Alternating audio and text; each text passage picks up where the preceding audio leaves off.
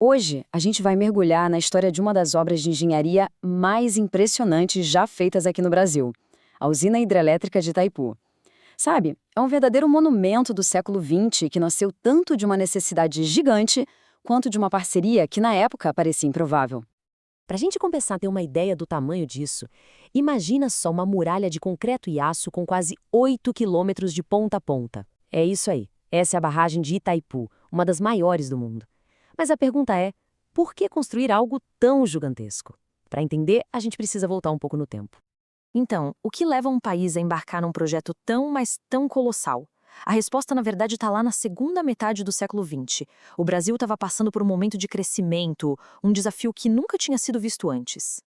Pensa bem, na década de 60, o Brasil já tinha passado dos 90 milhões de habitantes. E não era só isso. O país estava se industrializando a todo vapor. Então, essa combinação de mais gente e mais indústria, principalmente lá no sul e no sudeste, criou uma sede gigantesca por energia. Aí ficou a grande questão para o governo da época, né? Como é que a gente vai dar conta de alimentar todo esse desenvolvimento? O país precisava, e precisava para ontem, de uma fonte de energia nova, enorme, para conseguir sustentar o próprio futuro. E a solução, olha só, estava bem ali, na força de um rio. Só que a solução não era só uma questão de engenharia, de calcular e construir. Tinha um lado diplomático muito forte. Porque para isso acontecer seria preciso uma parceria histórica entre o Brasil e o Paraguai. E a gente está falando de dois países que tinham um passado bem complicado, de conflito mesmo. E é aqui que a história fica ainda mais interessante.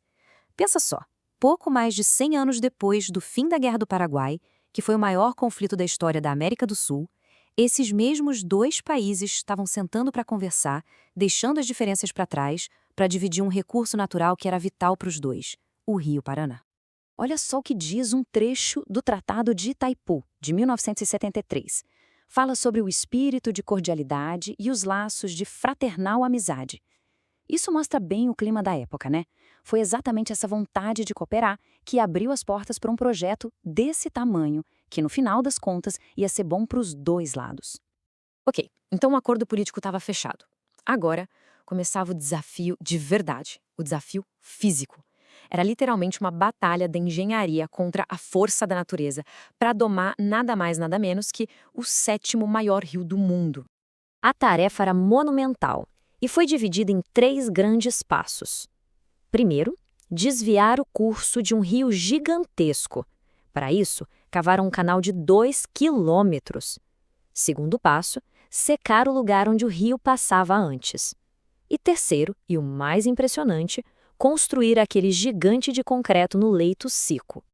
Para a gente ter uma noção do que foi essa escavação, eles moveram 55 milhões de metros cúbicos de terra e rocha. Tá, mas o que isso significa? Bom, é 9 vezes mais do que tudo que foi tirado para construir o Eurotúnel, aquele que liga a França e a Inglaterra por baixo do mar. É muita coisa. E o lado humano disso tudo? Igualmente impressionante. A gente está falando de 40 mil trabalhadores, 40 mil, gente que veio de todos os cantos do Brasil para lá, para uma área que era super remota e que de repente virou um dos maiores canteiros de obra do planeta. E claro, essa chegada de tanta gente de uma vez só causou uma reviravolta social absurda. A cidade ali do lado, Foz do Iguaçu, que tinha uns 20 mil habitantes, de repente pulou para mais de 100 mil, em só 3 anos. Imagina o caos e o desafio para criar casas, hospitais, escolas, tudo do zero. A região mudou para sempre. Vamos falar de material agora. A quantidade de aço e ferro que usaram na estrutura de 8 quilômetros da barragem, dá para acreditar nisso? Seria suficiente para construir 380 torres Eiffel. 380! É uma coisa de outro mundo, uma verdadeira proeza da engenharia. Tem uma frase de um dos engenheiros do projeto, o Alexandre Cesário Pereira, que resume tudo. Ele disse que todo o conhecimento que existia na engenharia foi captado ali. E era isso mesmo. Itaipu foi um ponto de encontro do que tinha de mais moderno no mundo em engenharia civil, mecânica, elétrica, um projeto realmente global.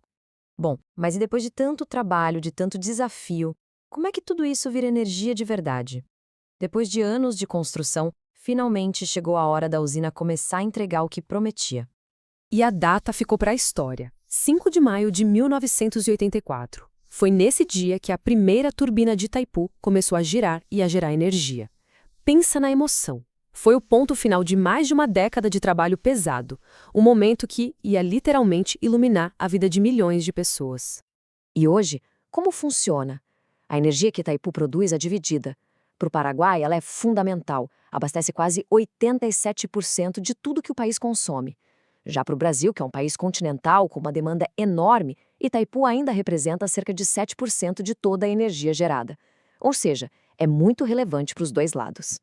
E tem um detalhe técnico bem curioso. Apesar de a energia vir dos mesmos geradores, ela é enviada de um jeito diferente para cada país. A frequência muda, é como se ajustassem o sinal da eletricidade. Para o Paraguai vai em 50 Hz, para o Brasil em 60 Hz. Isso é para combinar direitinho com a rede elétrica de cada um. Certo. Mas e hoje em dia? Qual é o lugar de Itaipu no cenário mundial? A verdade é que o legado dessa usina vai muito, mas muito além da energia que ela gera. Para se ter uma ideia, Itaipu vive uma disputa de gigantes com a usina de Três Gargantas, lá na China, pelo título de maior produtora de energia do mundo. É uma briga boa. Dependendo do ano, da quantidade de chuva em cada lugar, uma passa a outra. Isso só mostra como, décadas depois, Itaipu continua sendo uma potência global. No final das contas, Itaipu é muito mais que uma usina. É um baita símbolo do que a gente é capaz de fazer quando supera desafios, sejam eles técnicos ou políticos.